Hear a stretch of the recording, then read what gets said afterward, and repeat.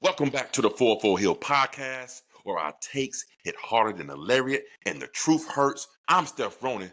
That's my main man, Aaron McKee. What up, y'all? And more than ever, we're talking about this Dynamite Collision tailgate full gear mega show. We're going to pack everything into one, tie everything together. We're going to encapsulate what we just saw last night. I'm recording this Sunday night, so it's last night, Saturday night, we saw full gear.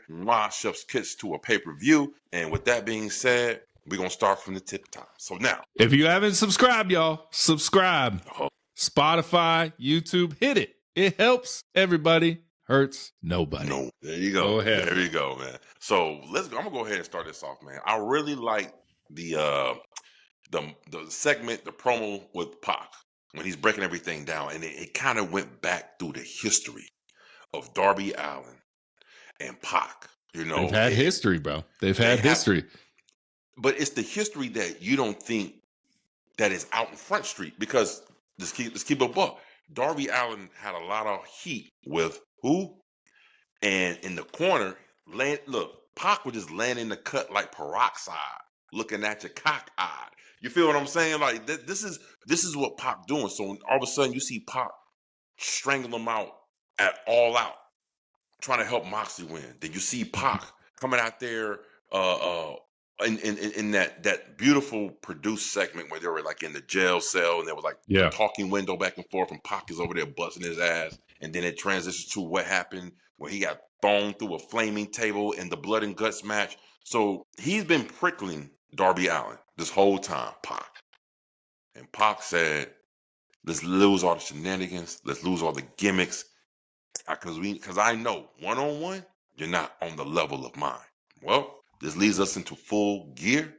Turns Pac out. versus Darby Allen. Darby put a clinic on. I mean, wrist holds, reversals.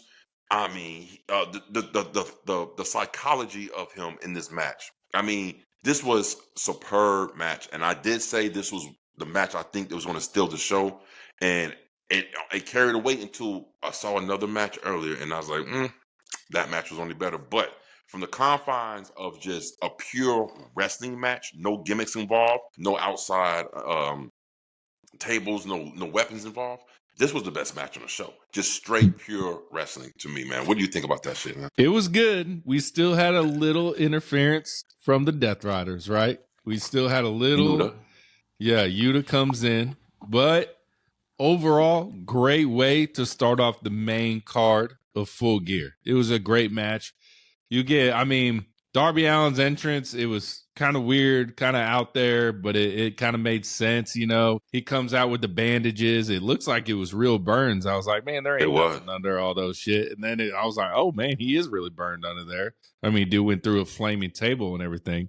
Now, this is what we talked about, bro. This is what we talked about with Chance? Yes. Yeah. This is the start of Pac taking over the Death Riders, because he beat Darby Allen and John Moxley couldn't beat Darby Allen. Right. Damn, right. Bro. It's got to be starting, bro. Well, we're going to talk a little bit more about that later on in another match with Full Gear, because I've seen a couple of things that look kind of strange. Okay. Yeah. But so you're right. This may be the start of Pac, or to me, I think it's going to be Claudio who's going to eventually give him the biz. But I think you're probably more correct as far as Pac, because Pac actually does have mic skills. Yeah, Pac talks more. Claudio don't. I just feel like Claudio is more comfortable with being like the enforcer of the Death Riders. I can't even remember the last time I heard Claudio talk, bro. It's been a minute. But it was in Swiss. It was in Swiss. All right, bro. I don't speak Swiss, brother. You're right. I mean, neither do I. You know what I'm saying? But, I mean, look, the whole story behind this match, this is why I loved it. The Brutalizer versus the Daredevil. This is what this match was. Can Darby wrestle and hang without a stipulation match? This was the whole thing. And he couldn't. He could hang. He could hang, but he can't win. Okay. I'm about to say, I thought you said he couldn't hang. Yeah. Darby could. He can hang, but can he get over that hump in a regular straight up fight? Because every time we see Darby Allen, it's just hardcore match, no holds barred, this, blood and guts, that. Like, he hang in the ring? Can he be a world champion? You know what I'm saying? Because most of the time, world championship fights, well, that's not necessary. AEW, we gonna throw stipulations after stipulations. Right. So, yeah. But right. No, I mean, come on, let's shit. A little bit high points of this match that caught my attention. That slingshot to the middle rope, like whiplash. I said, wait a minute. And there was a couple of stuff, man, where like Darby where he ran into the corner and he popped like back bottom drop into the turnbuckles, and I thought he was gonna land on his fucking neck. He, right in the last second. I mean, he threw him into them turnbuckles a couple times, bro. He threw him through the turnbuckles at one point, through the top and middle. He threw him through the turnbuckles outside. Bro, his head hit the ring post for sure, bro. My God, for sure. Look, this is why I say Darby Allen is an attraction. I'm gonna keep saying it. I'm gonna keep beating that drum. He is an attraction. Nobody in the game right now, and too big too. They're not doing anything like Darby Allen. You can't even get anyone close. Let me ask you this about Darby Allen. But before I ask you, if I'm a referee in the Darby Allen match, I don't even have to go ask if this motherfucker's okay. I know he's okay. I know he's getting up. I ain't got to ask him. I ain't got to go over there and be like, you okay? Nah, he's getting up. But with the momentum he had before he went to Mount Everest, everyone was talking Darby Allen's AEW champion coming up. Do you think him going to Mount Everest affected his story trajectory to be the AEW champion? And we'll get into that later in the show because it don't look like Darby's lining up for any shot at the AEW championship. Nowhere near. When Mox had the belt, you could easily see Darby Allen taking the belt off Jon Moxley. Challenging, yes. But as far as yes, that really changed his trajectory in AEW, and I think it made him more popular. I think it made him more like, I'm not a gimmick. The gimmick is me. Yeah. And you saw it when, he climbed Mount Everest, and he's talking about he was crossing over dead bodies of people who tried to make the same climb, but just couldn't do it. I mean, look, to me, I'm not going to front. I was cool with Darby with Sting. I thought it was real, like, okay, this is dope. But it was only until when he came out from Mount Everest, my antenna spiked up for Darby Allen. I'm being so honest because I'm like, wow, this dude is really about that life. And planted that AEW flag on top of Mount Everest too. Ain't no WWE flag up there. That's all I'm saying. Hey, look, I climbed Stone Mountain. I'm like, fuck this shit, bro. If y'all know Georgia and Stone Mountain, it's only a mile up, guys. It's not that much. This motherfucker climbed quadruple 50 million times that shit. The highest mountain on planet Earth, right? Is that what it is? Above sea level, I guess. That's what Neil deGrasse Tyson says, I watch a little Neil deGrasse, Man, he always on some, stuff, man. But listen, Darby Pop picks up the win with Sting's baseball bat with a distraction from Yuta. Yeah. They told a great story. I give this match a 10. What would you rate it? 8.5. Whoa. Yeah. Okay. That hurt me. You gotta explain that. Come on. Not even a 9? I gave it an 8.5. Wow. Because Pac said he wanted to beat him in a straight up wrestling match. And then you didn't have a straight up. If they would have done everything the same and just didn't have the interference, it might have been a 10. But you called Darby Allen to be a fair fight, and then and that's the Death Riders thing. I get it, but I'm gonna deduct some points, my guy. I'm gonna deduct some points. Okay. I mean, that's what you entitled to what you believe, man. But I miss Pac. I miss Pac's long hair, bro. That new haircut, I don't like it. I do like it. I like his new presentation. He looks more of a badass and less of a fucking superhero. He had to shed his hair because the only thing, every time I kept seeing him, I saw Neville when he was in WWE. And that's all I kept. He kept the same gear, but with his black and gray and that hair. I was like, bro, but when he cut it, he looks, his new getup, he looks like a new man. And I think this is what's best for him. Trust me. At first, you're not going to like it, but trust me, you're going to like it down the line, man. This was great. 10 from over here, 5 from over there. I don't agree, but hey, subjective. I don't agree with your motherfucking 10, bro. Bro, man. I mean, but look, I gave you 1,000 reasons why it's a 10. Yeah. You feel me? Yeah. You better have some more 10s in your bank though coming up with this card, bro. You better have some more 10s in your bank. I may have a couple. Man.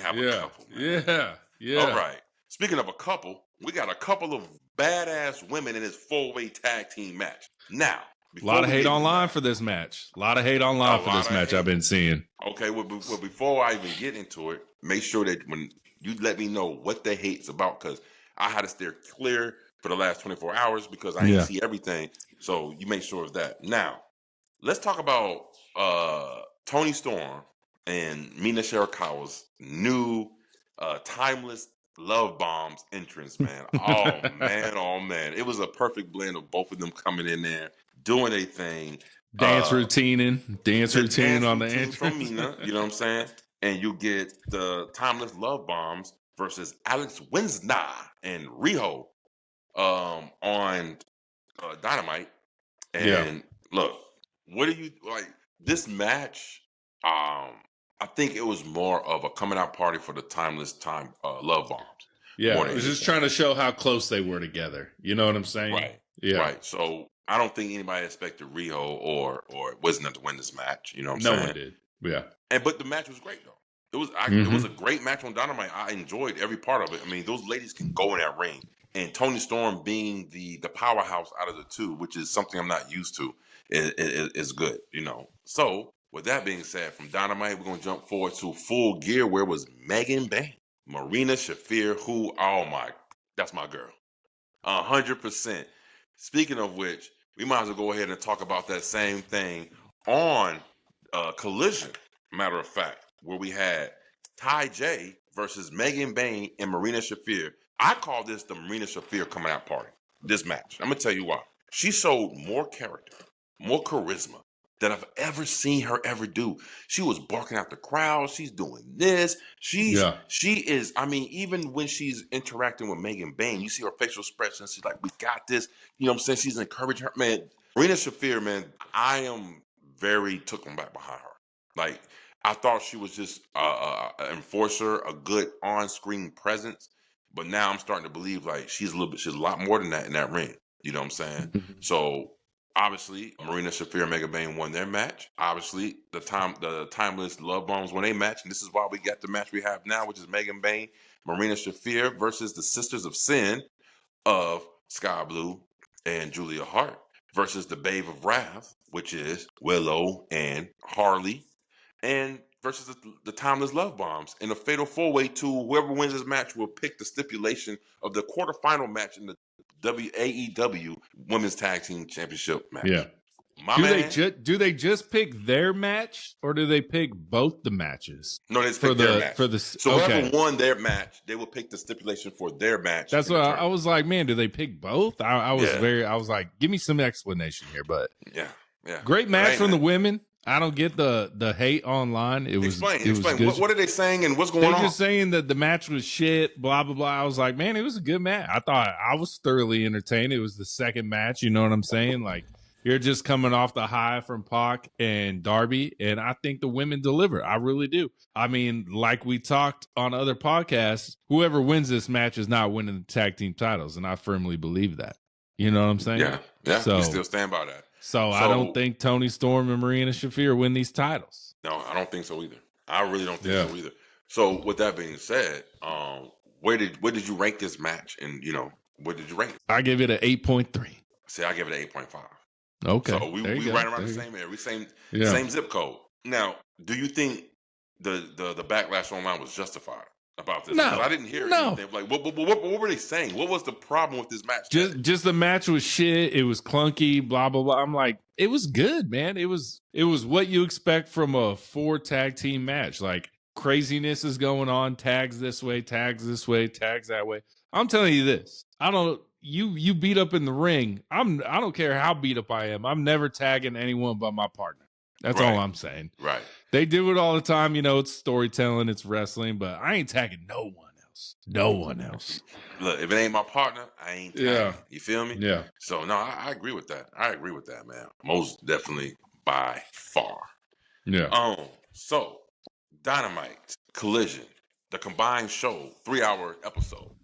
We have. I don't think there was no segment with FTR. Was there a segment with FTR? No, I think the last we saw of them was Ricky Dragon Steamboat. Yeah. Situation. Okay, so we're gonna go right into this. Wait a minute.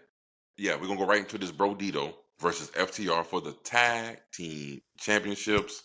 I think we all got it right when we was on the show with Chance. I think all of us picked FTR to win. Yep. And FTR won. And it was exactly what we said. To solidify the heel run in 2025, to put the icing on the cake, they had to beat Bro Dito. But I'm not going to lie. I'm going to be so honest with you. When FTR got the final pin, it was 1, 2, 3 in the bell ring. The first thing I yelled out was like out loud, like, oh, hell no. I was spot tooken because in my heart, I wanted Bro Dito to get it, bro. I love them dudes. The feel like they classify this tag team so good. The feel good story of the year for the tag teams. They really are, bro. They came out of nowhere and they actually made it work. They made it work. I'm still getting a Bro Dito t-shirt when them boys like this, bro. That cartoon is something mean. You gotta understand. What did you think about the match? What did you rate the match? Did it deliver? First thing, Big Stokes saw motherfucking Brody King coming at him. He said, I'm not taking this bump, and just let Brody King crash on the floor, bro. That shit was hilarious. But first of all, he said, nope, not getting in the way of this suicide dive. Maybe that was planned. He's like, nah, but I think with the landscape of the AEW tag team division, we'll get into it a little bit later with the Young Bucks. But there's just too many babyface tag teams to have the champions be babyface as well. Mm-hmm. I mean, Hurt Syndicate, as much as their thing is to hurt people and be heels, they're babyfaces. You got Jet Speed, babyfaces. You got a little iffy there on the Jet Speed, but you got, future baby faces coming later in the show. You got so many baby faces, and there's only really one tag team that's heel, and that's FTR. And are Bro Dito broken up now that the reign's over? Are they still going to go and try and get the tag team titles back? We don't know. That's up. We don't know. Hopefully Buddy Matthews comes back. Maybe he's back with Brody King. I don't know. I'd like to see Brody King or Buddy Matthews just come back as like a single star and just try and wreck the world, bro. But it just makes the most sense to have a heel as your tag because of the landscape of the division. I agree, man. Question for you. What did you think of Stokely's intro before FTR? It was... I don't think a lot of people understand what was there. I do. And I'm going to tell you what it was trying to mimic. What did you think about it? Did you what were they trying to mimic? I want to know now. What were they trying to mimic? In the 90s, 90s or 2000s, early 2000s, there was this all-star cast of hip-hop movie. It was called Belly. Yeah, I remember Belly. That was the first intro scene when it was walking through the club, DMX and Nas. Steady, are you ready? Okay. That was what he was trying to mimic. All right, that makes sense now. Yeah. But that was a great match, man. I rated a 9.5. What did you give it? Gave it a 9, bro. Gave it a 9. It was a great match, man. Yeah. It was good. So many false finishes, bro. So many false finishes. It made you think Bro Dito was going to win. Yeah. And for Bandito to get up and give him the bird and then they finish it right after that, that was awesome. Yeah. I love that part of it. He gave him the bird and they're like, yeah, bitch, you're done. Bam. Shatter machine on your ass. Yeah. Bro. It was that never die attitude. Quit, So many tag teams are doing the Shatter Machine right now. Is that an FTR original? Is that FTR the Shatter Machine, man? Because original, man. Every tag team now is doing that move, bro. Just like HBK and the Super Kicks, everyone doing the Shatter Machine. Okay, so now let me retract, because you did say it right now. I really feel like it's a hybrid of the 3D. Yeah. Or the 1D. One and done, what I like to call it. You know what I'm saying? Yeah. I think it's a hybrid. That's all it is. A hybrid of the 3D, except you get knees to your face. Yeah. That's all it is. You know what I mean? But Shadow Machine, that's a great combination tag team. You can put it out anywhere. That's one thing about FTR I love about. They have this ability to not only be great heels, they have a heelish way of wrestling, which is so rare nowadays without deliberately cheating. Like, they do little small things that you got to pick up on. You know what I'm saying? So, like I said, like we said, the best heel tag team in the game today. Somebody said, let me tell you, bro. They're not going to be tag team champs for long, bro. Clearly, they're transitional champions. Clearly. Yeah. They had the 11 on the trunks. That's what I was like. They're winning tonight. They had the 11 championships on the. Was it supposed to be 10? I thought it was 11. It was 11. It was 11. I'm pretty sure it was 11. 11. I was like, oh, they're definitely winning tonight. But I don't definitely by All In next summer. They will not have the tag team belts. I don't think so. Hey, look, FTR deserve it though, man. Who better than who was the better tag team this year in the AEW? Is FTR? They had a rebound year. As good as they are in the ring, outside and then in ring too, FTR beat them, bro. Because they're going for the trios champions. We'll get into it. We're gonna get into that. We most definitely gonna get into that. So I'm gonna tell you what's gonna happen too. We're gonna get into this. The first match that kicked off Dynamite was the #1 spot for the national championship, Casino Gauntlet, with Bobby Lashley versus Ricochet. Let's talk about this opening segment. Ricochet coming out there talking and talking. Cause they was in Texas, bro. He talking shit about the cow, bro. You a Philly fan, bro? Get out of here, bro. Cause guess what? We just beat you today. We just beat Philly, Ricochet. There you go. We just beat Philly, Ricochet. Y'all was up 21-0, and we beat y'all 24-21. So Ricochet, I love you in the ring. Hate you as an Eagles fan, bro. That's what I'm talking about. But since we talking about them, let me go ahead and do a little something. You know what I'm saying? Let me do a little something right there. You know what I'm saying? Bro, y'all be one of the worst teams in the NFL. Stop, bro. Care. A win is a win. It's a win on any given Sunday. You got Raheem Morris still clinging on to his job, bro. No, he's done. He's done. He's out of here. I said it's week 3. Get his ass out of here. Right. We had Bobby Lashley, Ricochet, man. Let's talk about, man, Bobby Lashley. The thing was made it so good. Ricochet kept going, and the crowd was getting restless to the point they're like, yo, what are you talking about? And it made a perfect build-up for Bobby Lashley to just take this mug, throw him outside the ring, and he goes, ah! That made me laugh so loud. He screamed. That shit made me laugh so hard, man. But we're going to talk about that match. Obviously, Bobby Lashley beats Ricochet. No problem. Yeah. Okay. No problem. Now, light work.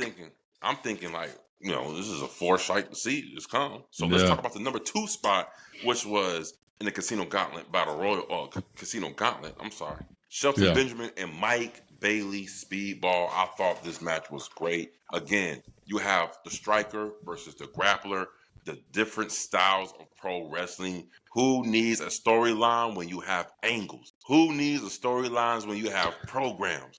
Who needs it? No one needs it. Just let them wrestle. It tells itself. This was good stuff, man. But of course, that was a great match ruined by the ref. Oh, let's talk about it. Let's go ahead and talk about it, man. Let's talk about it. I thought like that was the perfect ending to that match. Like when Shelton, and so did Shelton. Shelton called it, bro. That's the word on the street. Shelton called. He hit him with the super kick. Speedball falls. Shelton called the finish right there, and I guess the ref didn't hear it. This is a word on the street. I don't know. So ref goes 1, 2. Ref doesn't think that's the finish. Does the shoulder up thing, and it was like his shoulder's not fucking up, bro. So it was a great match. Yeah, it was a great match. Ruined and the ending just, by whatever happens. Man. Yeah. I agree, man. I was like, wait a minute, what is going? Like even the crowd knew like this is it. Like boom, bam, super, the thrust kick. Your ass is done. And all of a sudden, referee does one of these. He does one of these shoulders. Yeah. What? Yeah. Shelton Benjamin was fucking confused. Mike Bailey was confused. Oh, okay. Well, then let's run it back again. Yeah. So, hey, the referee, not Mike Chioda. I don't want to say that. No, that's a WWE guy, bro. I can't remember his name, bro. I can't remember his name. He dropped the ball on this one. Yeah. He dropped the ball on this one. Side note, pro wrestling major companies, AEW, WWE, we're talking to you. Can you please get your referees on the same page? This is too. I don't think I've ever seen so many botches from the referees. And at one point, we're gonna sit here and blame the wrestlers themselves, but that was purely on the referee. He botched the fucking spot and he killed the momentum of the fucking match, bro. I said they're just probably confusion with Shelton being like, no, this is the end now. Call it. And the ref's like, no, this ain't the finish. You just still got to do this, this, and this. So I get it. It's Shelton improvising. Word on the street, we don't know. Allegedly, that's what people are talking about. But like, whatever it was, like, y'all got to communicate at least, just talk a little bit more. The referee should always have no word. Yeah. No say. If the talent says, this is it, because they're feeding off the crowd. They're listening to a reaction of the crowd. They're basing their story in the ring off the crowd. And at one point, if they feel like, oh, this could be it, hey, go ahead and do it right now. Because the crowd would have popped even more. It was a perfect match with a perfect ending, but the ref botched it. Well, let's go ahead into something that wasn't botched. To the Casino Gauntlet match of Full Gear with the number 1 and number 2, because they won their matches on Dynamite, Bobby Lashley and Shelton Benjamin. And they did exactly what I thought. I told you, bro. Nothing. That's exactly what they did, bro. Wait, and Ricochet called him on that shit. But you said that they was going to stand there, wait for the next person to come. Yeah, they basically did, bro. They actually locked up, and like I told you, they was going to lock up and do a little tussle, fair game, and back off until the third person. And one thing about the commentators, it was funny because when the third person came about, they was like, Already? Yeah. It was like throwing their hand. Tony Khan's like, we got to hurry this shit up because they ain't going to do nothing. They ain't going to do nothing. The third person was no other than Ricochet coming out there with the mic just to draw attention from the Hurt Syndicate. Because Houston slid in the ring, the man. Yeah. Here they come, whooping ass, taking names. Oh, man, I said, this is what they're going to do. Hey, I always talk about it with WWE. I'm going to say it now. I'm going to say it right now. They played the laying down game in the AEW with the damn Hurt Syndicate. Bro, I was like, are they even going to get in the match at all? And they didn't until like the very end, bro. It was crazy. They were laying down for what, 15, 20 minutes, bro? I think what threw me off too was I saw the referees come out and attend to MVP. Yeah. And I'm like, oh, whoa. I thought the Hurt Syndicate was done. Like, this is it. Yeah. Right? So for them to pop up in the ring in the 11th hour, it really threw me off. I was like, wait a minute, they still in the of course still in the match, but I thought they would took it to the back. Because they didn't show any camera angles other than Bobby Lashley laying in the steps, but then there was a referee by, so I'm thinking maybe he was on a system with stuff, man. But the man took out the Hurt Syndicate, bro, and literally took MVP out because when the Hurt Syndicate's out and the man is in, Superman is coming in the building. And that's what the other participant, Claudio Castagnoli, and wow, and it made my heart justice when I heard this shit, bro. He had a great pop.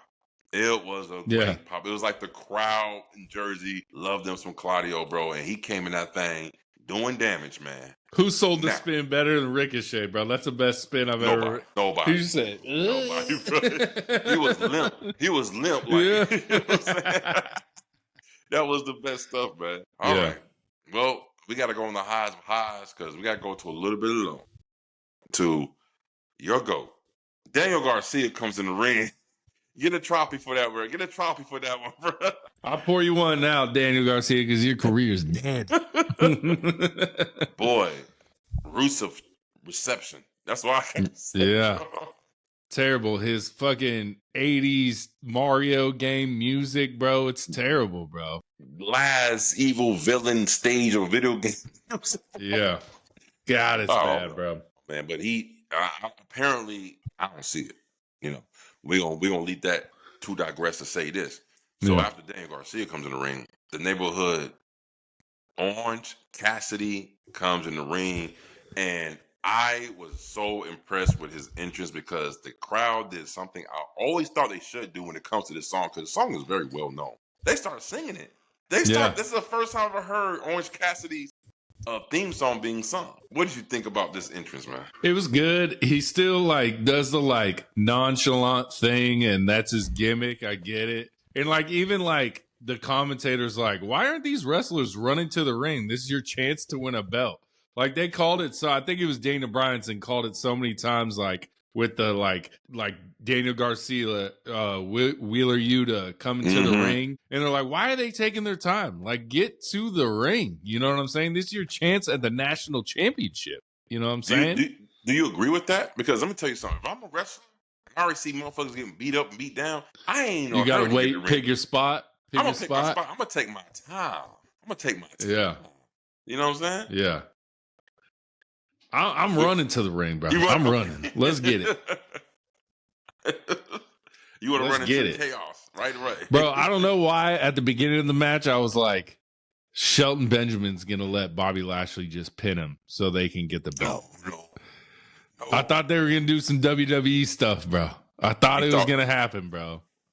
Finger poke of death type of stuff. I don't know, man. But you already talked about Yuta walking his strong way into the ring. You know, yeah. After him, one of the residential favorite wrestlers on the Full Heels podcast, Kevin Knight. If you know it, if you see it, showed out, bro. Showed out the gate. I mean, he jumped from the top of the stage all the way to the bottom out the gate. Yeah, man, oh man, Kevin Knight makes his debut, entrance into the ring, does his thing, high flying, jumps off the apron with a you know what I'm saying? Oh man, like a super punch, but it was a clothesline lariat. A super lariat. Called the super lariat. I like that. The super lariat. Yeah. There we go.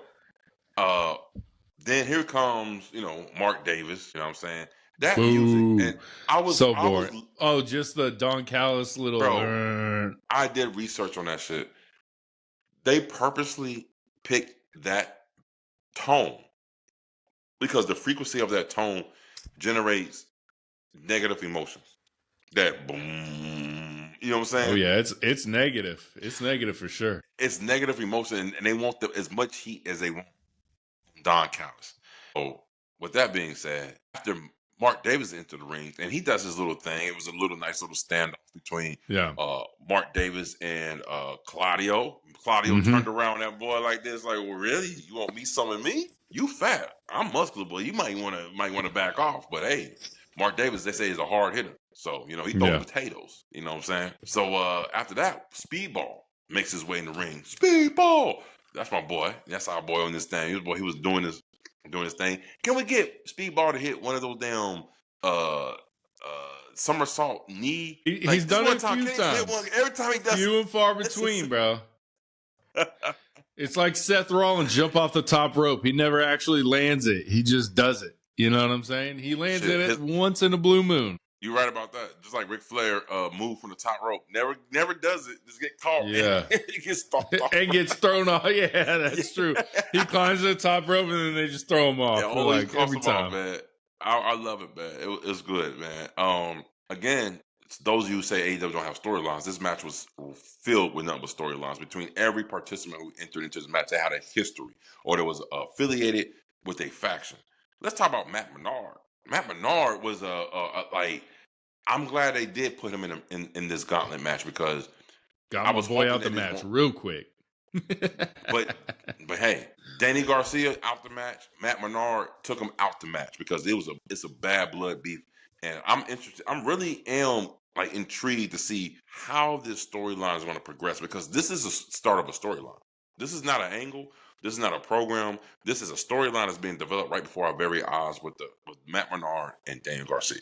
So I am interested to see how this shit unfolds. But unfortunately, Matt Menard was the last participant in this match because Ricochet took the win for the national title. We've been saying this since day one. He needs a championship around that damn waist. Now I called it, bro. That's how I was like, Ricochet's got to win this one, bro. We all Ricochet. Ricochet. Were we all three? We all three said it. No, wait a minute. Okay, yeah. Maybe Chance didn't say it. If I'm wrong, Chance, holler at your boys. But I know I said, Ricochet deserves it. I think he's going to win it. And he was, and he did. He did, man. So great call on that from Aaron McKee, the foresight on that one, man. This was good stuff. All right. Now, let's talk about a little bit of Dynamite. Let's go back a little bit for Dynamite.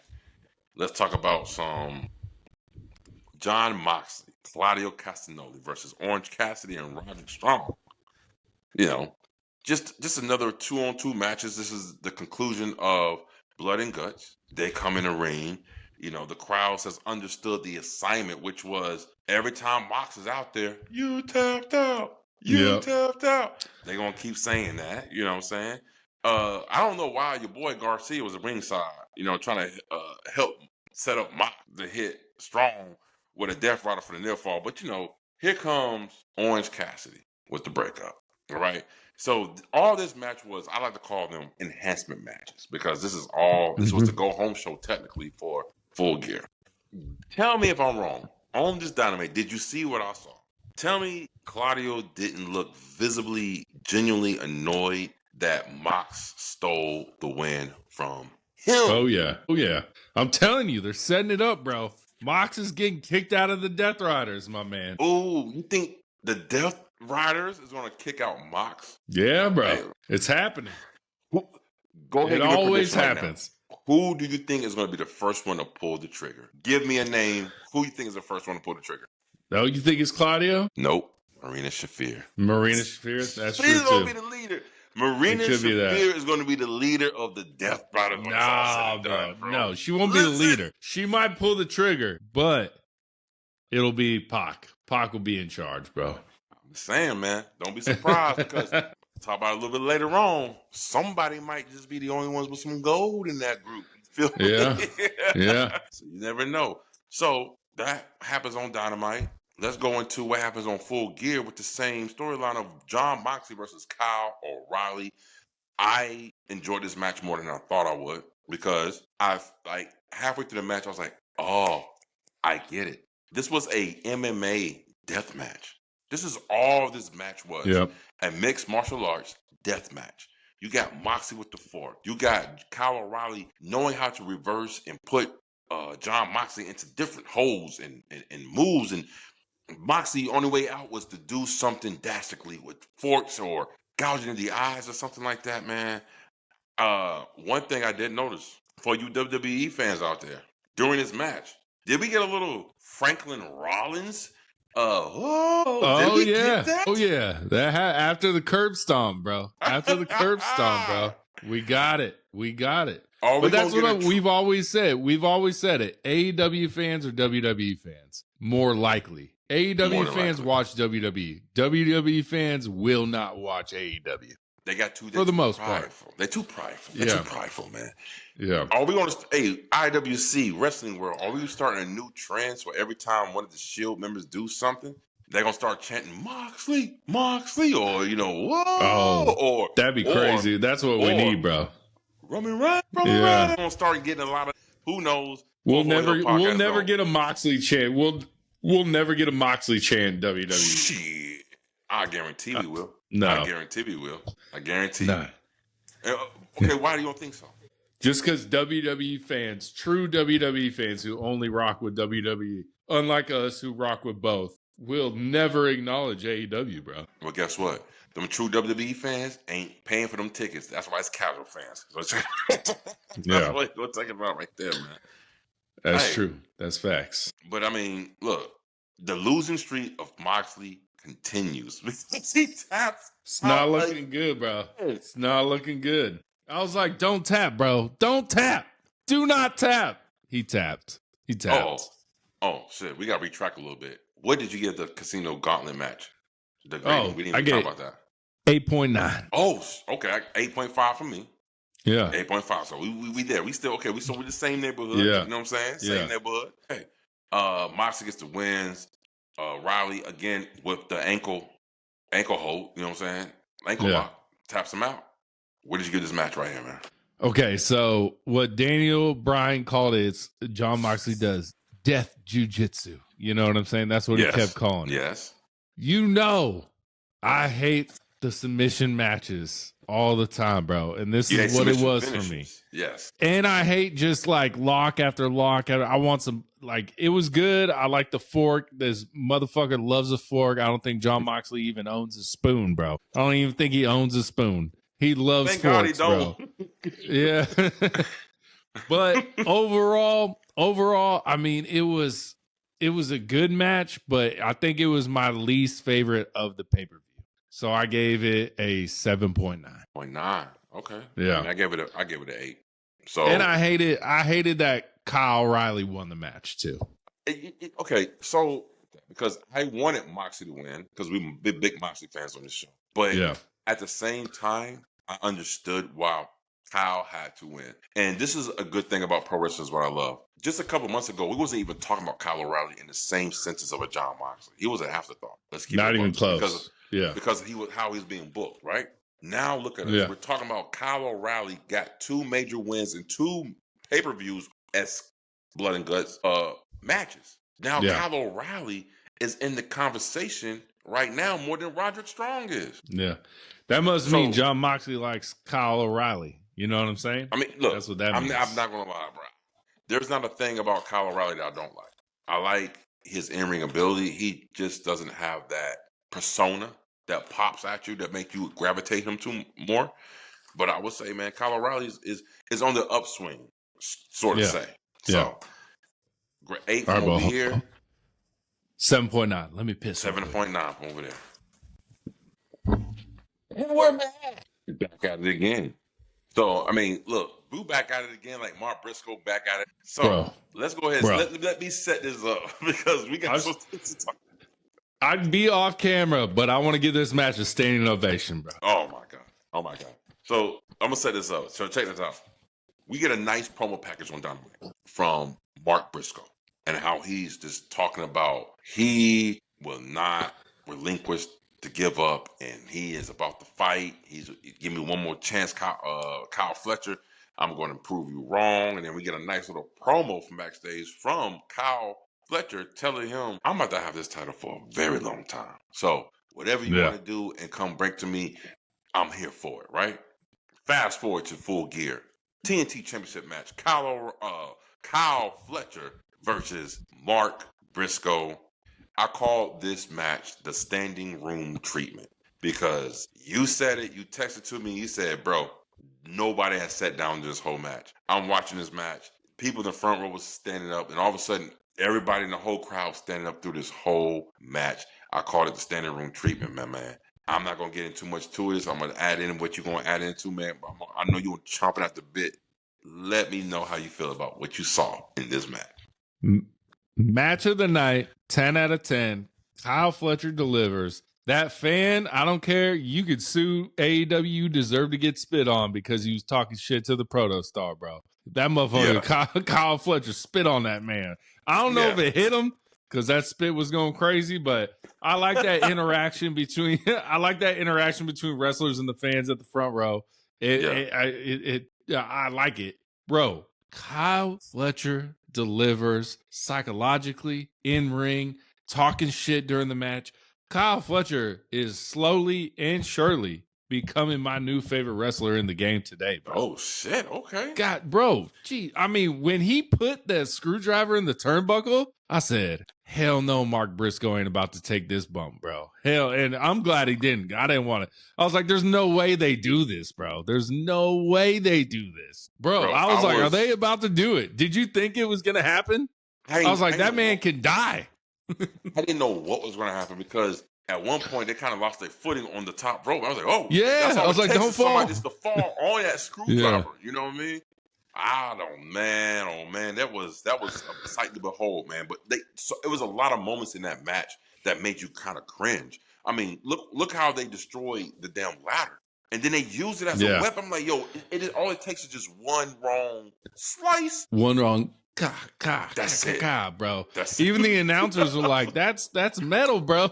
That's metal, bro." And then, bro, I think the one thing I don't like about pro wrestling, and it's the "We want tables" chant. We know that. I hate that chant. We want tables.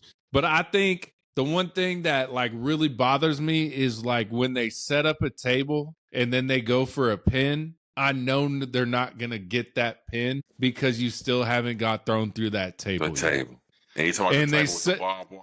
Yeah, they set that table up, and then there was like 10 false finishes. I was like, it's not ending until someone goes through that table. You know what I'm saying? Right. But man, contacts, the chairs, bro. They're just I love like so you can't we really don't allow the headshot chair shot anymore. Right. So they're like, instead of that, I'm just gonna chuck the chair at your fucking head and let it fucking bounce. Like, The Rob Van Dam. That's he's the first person I've seen but do that. Man, I call it Rob Van Dam.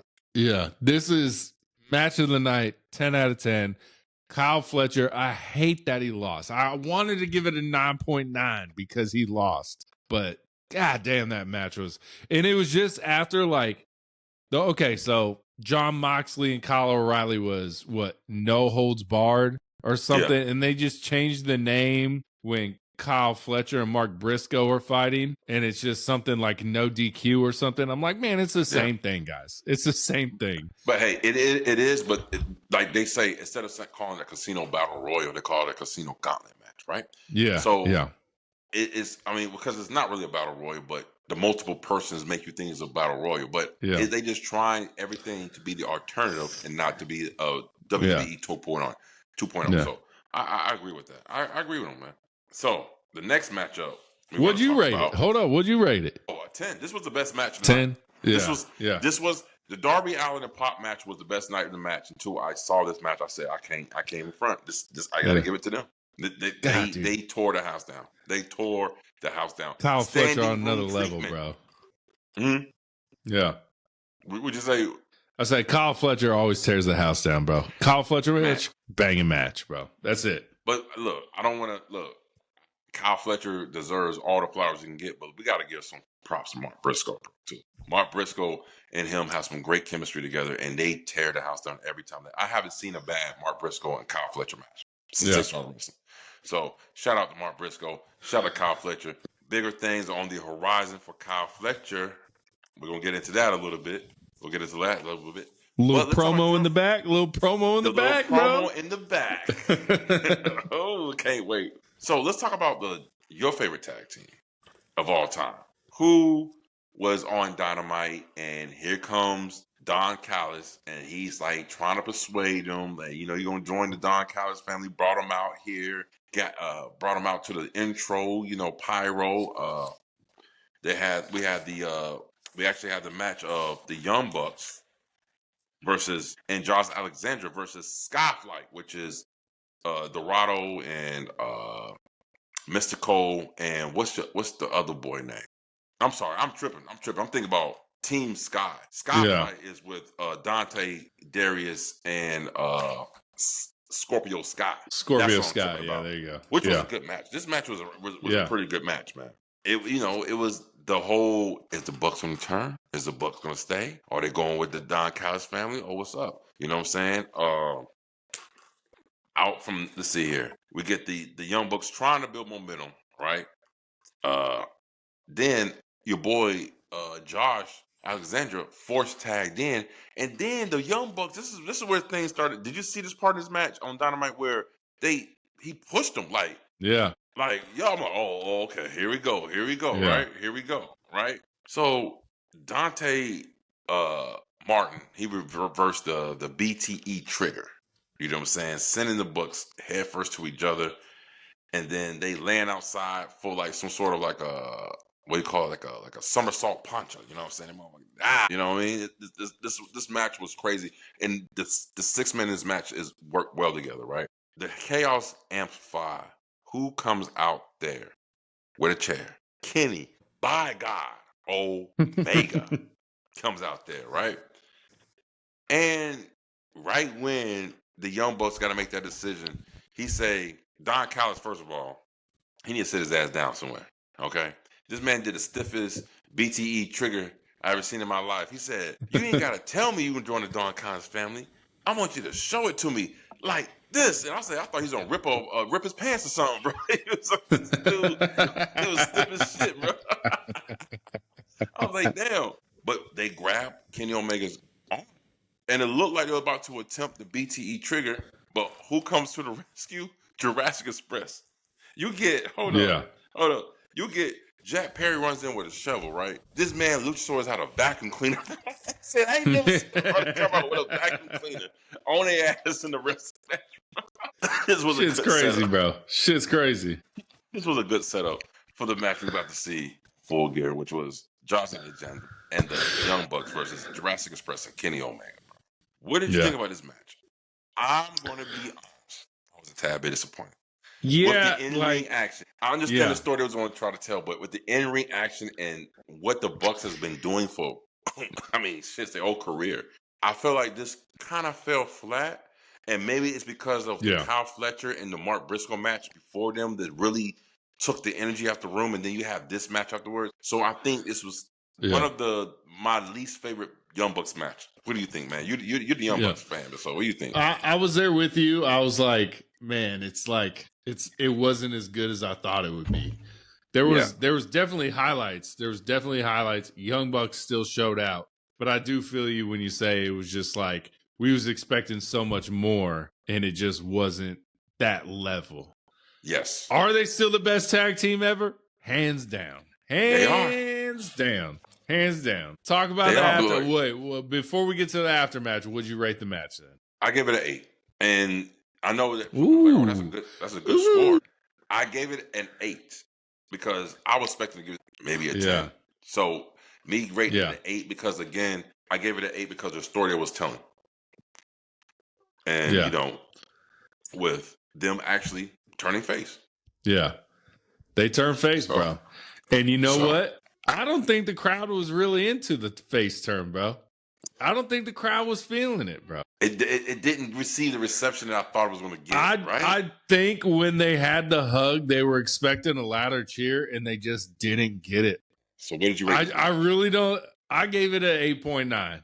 I wanted But like the aftermath, bro, I was like, why ain't the crowd reacting more like joyful and like happy? I think they just burnt out. It's got to be because of the Kyle Fletcher Mark Briscoe match. They were burnt out. Like the standing room treatment. They were standing the whole match, bro. Like they were burnt out, man. You know, I just think he should have booked that match before the World Heavyweight Championship match.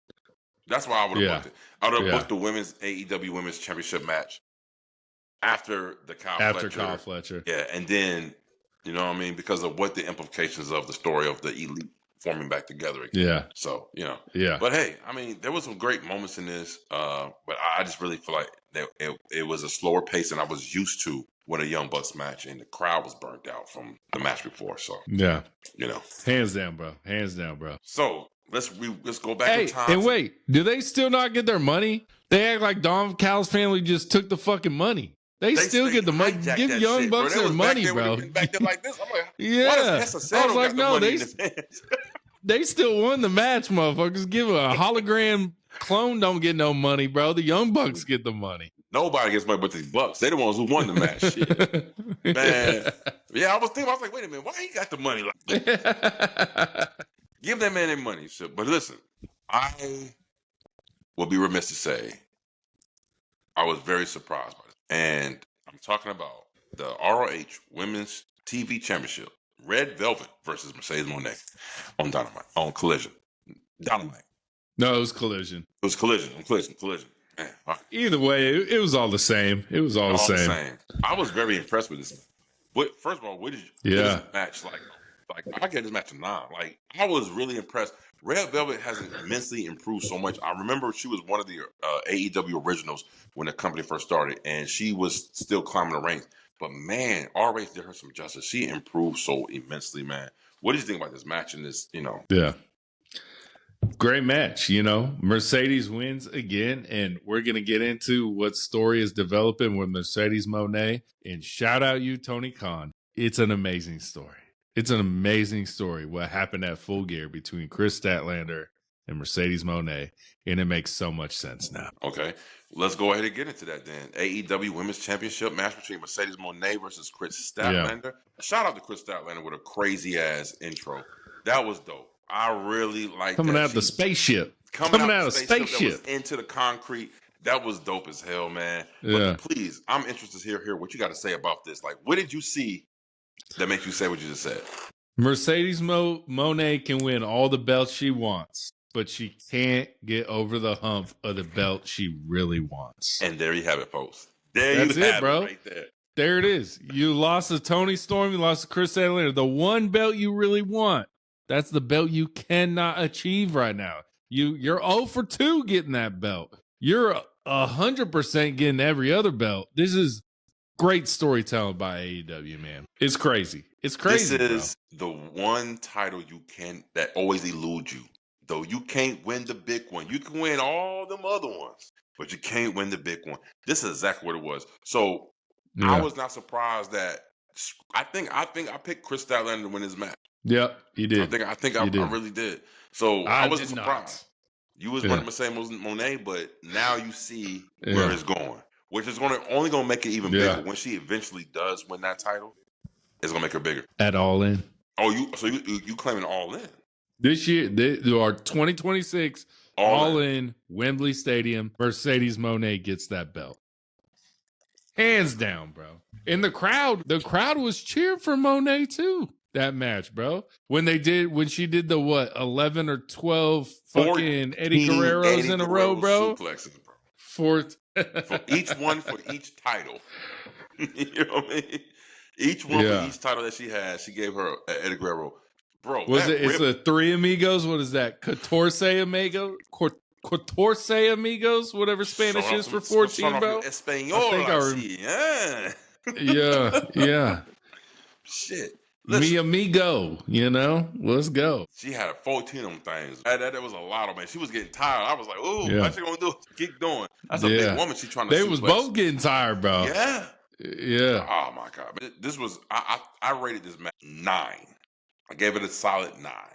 This match between them two. The rib breaker from the middle rope. Crazy work. I feel like most of when they sold that a little bit too much, I feel like that shit really hurt. She was in pain. She was in pain from that rib breaker from the second rope, man. And Chris Statlander got the win, man. Where did you rate this match? Yeah. I gave it a 9 as well. And the reason I gave it the 9 is because once Mercedes Moné got pinned, the story clicked in my mind instantly. Boom. I was like, oh, that's what they're doing. That's the story they're telling, man. And she dominated basically the whole match. She dominated the whole match. She did. You know what I'm saying? Chris Statlander was fighting from the bottom. Chris Statlander was from the bottom, and she dominated the whole match, man. So, man. So, before we get into the final main event, there's one match that I wanted to get into. And I thought they set it up so perfectly. Remember at Fallout, All Out, we was like, why did they start the match, the program? Someone got some bad time management. It sounds like this was on purpose. It was on purpose because they did it again.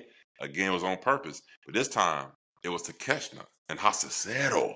You know what I'm saying? Going after El Sky Team for the CML Trios Championship. And it's supposed to be Okada. But only 2 come out. Takeshita and Hasacero. They only come out, right? Yeah. You got Okada on the big screen pulling up with a damn McLaren. Just jumps out with wrestling gear on. Like he just run around town wrestling gear. Jumps out, grab his coat, grab his title. Comes out with the entrance, everything. No rush to the ring, just strolling on down to the ring. You asked me this question before. You said, what rivalry feud are you looking forward to, a storyline looking forward to the most? This is it. I am all the way in with this storyline because, first of all, Okada, he has a natural ability to make you really fucking hate him. This is brilliant. When Takeshita's head was down and he actually got one of the other opponents from hitting on him, he got him off, but he started hitting on him and then he kicked him out the ring, bro. Okada to Takeshita. Like, what? Like, what is going on with that, right? Yeah.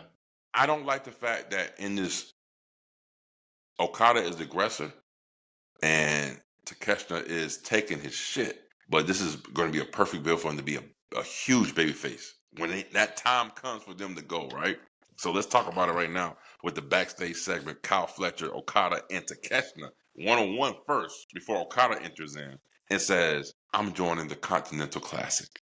Which is so fucking dope because hopefully we're both going to be going to the December 10th show in Atlanta. That means that we're going to get some Continental Classic matches at Dynamite when we see in Atlanta, bro. This is going to be some good stuff, man. Oh, all of a sudden, who we get come out of nowhere? Dry Blood, Kyle Fletcher. Where were you? Yeah. Where were you? Yeah. I'm too. Now, going to I don't know. Into the Continental Classic. I don't know how they get to it because it's a tournament, but give me a triple threat for that Continental Championship, bro. Okay, so I'm going to put you on the spot right now, right here. Do you rather want to see Okada Takeshita or Okada and Fletcher? Kyle Fletcher, bro. Man, and bro, let me tell you. The second Kyle Fletcher lost the TNT championship, I was like, it's because he's going on to better things, bigger and better things. And then we get the backstage segment with him and all them, and he's joining the Continental Classic. Would that title's above the TNT championship? Would you agree? Or is it kind of like one, like it's kind of even? Like that's a good thing about AEW. There's really no like prestige at the top. Like we know it goes WWE, it's the Cody's title, then it's going to be CM Punk's title, then it's the IC, then it's the US. Right. AEW's got the main belt, and then we really don't. What is the secondary champion? Like, you know what I'm saying? Is it the TNT? Is it the Continental? Is it is it the national title now? That's the new belt. We don't know. It's something that we both alluded to, and I feel like we've said this a lot of times. It depends on who's holding the title. That's how we know who is going to make that title relevant. You know, it depends on who's holding the title. And right now, like the national championship, which is equivalent to what WWE's U.S. championship, that's all it is. You saw the title was red and blue, like a United States, but it's called national championship, which is dope. NWA, go do the research. Back in the day, type stuff used to be red, the belt, and that was nice little callback, right? So as far as the undisputed title versus the TNT title, I still give the TNT title the edge. as a second. Yeah, man. To me, yeah. You know, I don't know what y'all guys think, man. Y'all comment below. Let us know what you feel like. You know, what is the secondary title in AEW in the men's division? Yeah. Well, I'm ready for this shit to combust. Like I am very much ready for this right here, man. So great stuff, man. The Okada, the Takeshita storyline. I am waiting for it to unfold because there's going to be some bangers. There's going to be some bangers. Okada's been winning me over, man. The last couple of matches, I've been like, yo, he doing his thing, man. He's doing his thing. I can't lie. I can't lie, man. I can't lie. So, because I can't lie, I got to go into the next match. AEW World Heavyweight Championship cage match. Whoa, before we go there, I'm sorry. Let's go take a little trip back to Double Jeopardy. I'm sorry. I got my notes mixed up. Too many notes. That's what happens when you jumble up the show together like that. Hangman Adam Page versus Shibata. Now, on the main event on Dynamite, before they went to Collision, I found this match to be very great. It was not a banger, but what surprised me about Shibata is I think it's the first time I've ever seen him wrestle as a heel. And he's a good wrestler as a heel. He's better than I thought he was. Yeah. What do you think about this match on Dynamite, Hangman versus Shibata? Of course, Hangman won, but what did you think of this match? It was good. It was good. It was a good lead up to what was gonna happen, and you were eventually right. Crazy, bro. I can't believe that happened on Full Gear, bro. Yeah. I really can't believe that happened, bro. I was like, bro, no. We already had the tag team titles changed. We already had the TNT titles changed. I was like, Hangman's winning this motherfucker right here, bro. Hangman's winning this. Bro. No, let's go ahead and get into it. Hangman versus Samoa Joe for the AEW World Championship inside of a steel cage. This match was a good match. I mean, there's nothing I can say too bad about it. I mean, the pacing was what it was with it being the cage match. But what really shot this match up was the ending. And I didn't see. If you would have told me this is how you're gonna lose the match, I'd be like, bro, stop bullshit. Stop playing me, bro. I didn't see this coming. Hook's ass, bro. Hook. Bro, they said it was the shortest main event in AEW pay-per-view history. But you know what?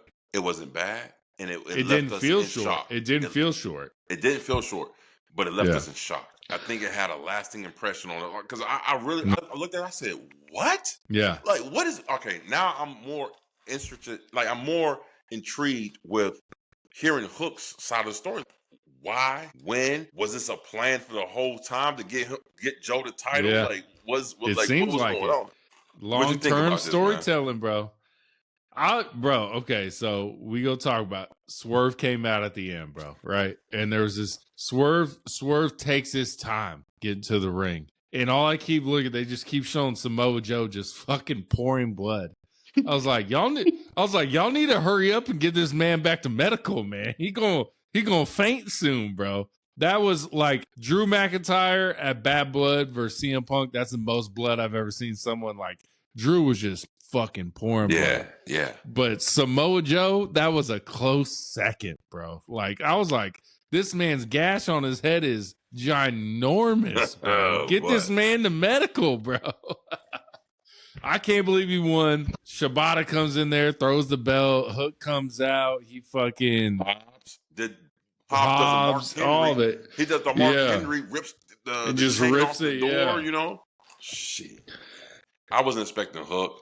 This was the ending really kind of sold me on this match. The end, I was like, wow. So I knew Joe was going to get it because I was like, they're forcing the issue too much. They keep making this Joe and Hangman. It reminded me of the Becky Lynch and Maxine Dupree. Yeah, it's just too many matches in a row for you to keep losing. Not to fucking win, you know. So yeah, man, this was good, man. This was a great match. I gave it a 9 because that's where I was at. I gave it a 9. Yeah. Hook, I wasn't expecting Hook to turn a heel. Yeah, and join with the Ops. Took his shirt off, joined the Ops. I mean, then the Ops in like expanded their whole faction with the fucking Ops Dojo. Yeah, bro. I was like, damn. Where they get these? I know when all these people started coming to the ring, I was like, who the fuck are these guys? I was like, who are these guys? And they were just Swerve's target practice. That's all that was. You know, that's what I'm all saying? It was. But if you watch Tailgate, he introduced them on Tailgate. So when I saw him, I don't watch Tailgate, y'all. I'm sorry, AEW fans. I don't watch Tailgate. It's too many hours. Yeah, I watched Tailgate, and you missed a good little storyline between Max Caster and that $200,000 match. Great stuff, bro. It was good stuff, man. They're getting closer. The claim is a little bit closer to becoming a claim again. So this was the build-up, man. New World Heavyweight Champion, Samoa Joe. The Ops looks like a Op. Everybody thought the Ops faction was an afterthought. Nah, it's not. No. They're here to stay. They're here and to stay. It's looking like World's End, Samoa Joe versus Swerve Strickland. Do you think Swerve get it then? Yes. Yeah, I think so too. I think Swerve gets it too. Yeah. I think Swerve gets it too, man. Yeah. But hey, 4-4 Heelz community, man, we rock with y'all. We love you. This is our Dynamite Collision Tailgate Full Gear Reaction Show Mega Show. Thank you guys for tuning in. Please like, comment, subscribe, YouTube, Spotify. You know the drill. You know the deal. We're going to keep this thing going. Aaron McKee, my man, do you have any last words on top of this? What do you think, man? Like, what did you rate? What did you think about this, man? This is... AEW delivers again, man. AEW delivers again. That's all I got to say. WWE, we got Saturday. War Games. Deliver, please. Not with a return, not with anything. How about with some good quality in-ring matches? There we go. That's what we want, y'all. That's my man right there, man. We're going to see. Y'all got to stay tuned, speaking of which, for our War Games prediction show. Word on the street. This is all we're going to do for AEW this week. Maybe, I don't know. Dynamite's going to be showing, so we might do a little Thanksgiving Eve with the start of the Continental Classic, so we might as well go ahead and do. So they get this fresh off the presses, brand new. Monday, this would be released. So I enjoyed it, man. Well spent. Again, money well spent. $39.95. I can't be mad. Yep. But only thing I want to say, HBO Max, can y'all not darken the pay-per-view for some reason? I watched the Tailgate and it was light as hell, and I put it on the Full Gear and it got dark. So I had to switch my setting on my TV to lighten it up. Oh, shit. Maybe it was my TV. I don't know what's going on, man. Maybe it's just AEW. Maybe it's just AEW with the lights. We don't know. Yeah, they got some bad lighting sometimes. I ain't gonna fuck it, you know what I'm saying? Yeah. But hey, man, y'all know what it is. You know what to do, man. 4-4 Heelz Podcast. We're here for you and keep it true. So until the next time we link up, deuces. Peace.